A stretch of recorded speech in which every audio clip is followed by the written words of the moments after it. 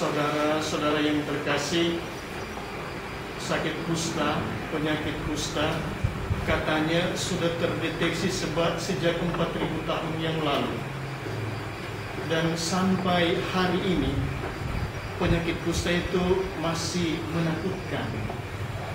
Ciri-cirinya katanya bintik-bintik putih.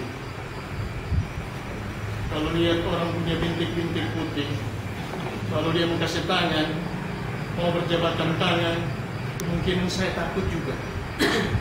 Ketika mau memberikan pengakuan dosa di Pandu, tempat di mana orang-orang kusta dahulu ada, hati ini berdebar, bukan berdebar senang, tapi berdebar takut. Itu sudah abad ke-21, apalagi di zaman Yesus. Penyakit kusta masih begitu menakutkan, dan ada aturannya. Kalau membaca Imamat 13-14, di situ dijelaskan bahwa kalau orang berpenyakit kusta, maka dia akan dikucilkan dari masyarakat, dari umat. Dia mesti tinggal di luar kampung. Dan setiap kali ada orang datang mendekat, dia mesti berteriak, najis, najis, saya ini penderita kusta. Dan kalau dia tidak bisa lagi tinggal di kampung, apalagi dia tidak bisa datang ke bait Allah. Itu sebabnya kalau membaca kitab Imamat, ada aturan, ada penyelidikan yang mesti mendetail sebelum imam itu menegaskan bahwa orang ini menderita penyakit kusta. Karena konsekuensinya begitu berat. Orang kehilangan martabatnya, orang kehilangan sahabat dan keluarganya, dan terlebih orang sepertinya kehilangan Allah. Dia tidak bisa berdiri di Bukit Sion, di dalam rumah Allah, di bait Allah yang kudus. Orang yang menderita kusta menjadi bukan siapa-siapa. Dalam bacaan Injil, kalau Anda setelah mendengar keterangan tadi, pastilah menyimpulkan ini bacaan Injil ini luar biasa, lain daripada lain, malah mungkin aneh. Sebab ketika Yesus datang, ada seorang berpenyakit kusta, malah dikatakan penuh kusta. Jadi bukan cuma ujung jari atau ujung kaki, atau bukan cuma telinganya yang mulai meleleh, tapi dikatakan penuh kusta. Dan lebih luar biasa lagi, dikatakan bahwa orang itu ketika melihat Yesus, tersungkurlah si kusta dan memohon. Kalau bilang tersungkur dan memohon berarti dia ada di depan. Dia dekat dengan Yesus. Yesus mendekatkan dirinya dengan orang kusta, orang yang bukan siapa-siapa lagi. Dan Yesus membiarkan dirinya didekati oleh orang yang malahan mungkin sudah dilupakan. Bukan cuma itu saja, Yesus mendengarkan orang kusta ini. Tuhan, jika Tuhan mau, Tuhan dapat melahirkan aku. Dia yang semula hanya bisa didengar berteriak, najis, najis, aku ini orang kusta. Dia yang permohonannya tidak didengar lagi oleh setiap telinga, sekarang ini didengarkan oleh Tuhan Yesus yang mendekatkan dirinya dan yang bersedia didekati. Bukan cuma itu saja, Yesus mengulurkan tangannya. Yesus mengulurkan tangannya, menjamah orang itu. Kalau bilang ada persepsi sentuhan, berarti tiada lagi ruang, tiada lagi batas, tiada lagi antara. Yesus menyatakan kesatuannya. Yesus mau mendengarkan jeritan hatinya yang terluka dalam dan panjang. Yesus mau menunjukkan empatinya dengan dia yang menderita raganya dan yang menderita hati dan budinya. Lebih jauh lagi dikatakan, Yesus kata, jadilah engkau tahir. Yesus menahirkan, Yesus membersihkan orang itu, Yesus menyucikannya, Yesus menjadikannya sebagai ciptaan baru. Dan ketika Yesus menyembuhkan banyak orang yang datang, dia menjadi top, luar biasa dikenal. Dia bukan tampil begitu saja terus-menerus, dikatakan dia mengundurkan diri ke tempat-tempat yang sunyi dan berdoa.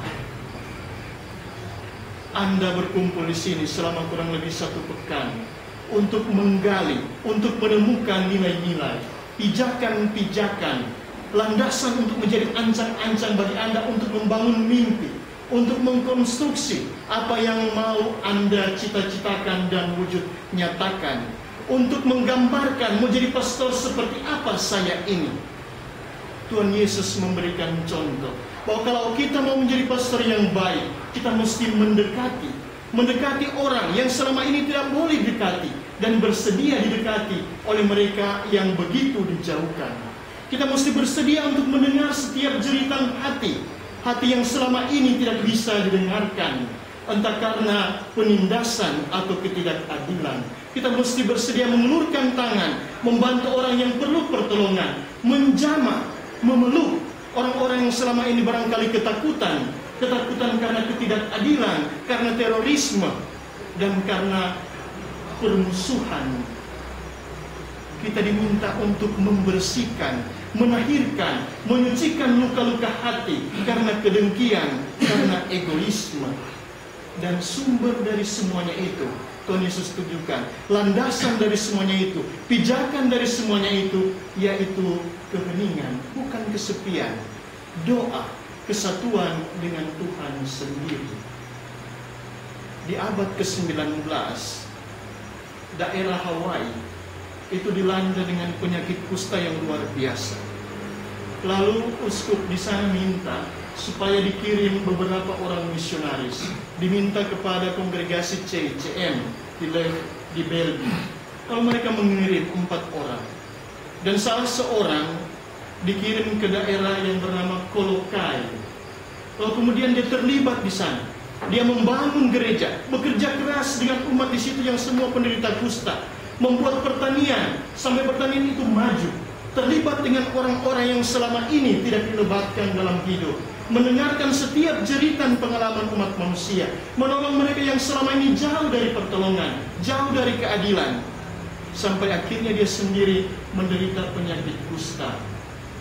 Dia dikanonisasi tahun 2009, Pater Damianus. Ketika dia meninggal, Mahatma Gandhi membaca tentang riwayat hidupnya, dan Mahatma Gandhi mengatakan, luar biasa, suatu heroisme yang luar biasa, seorang pelayan masyarakat, pelayan kemanusiaan yang luar biasa. Tapi saya mau mengajak kita, carilah apa yang menjadi sumbernya.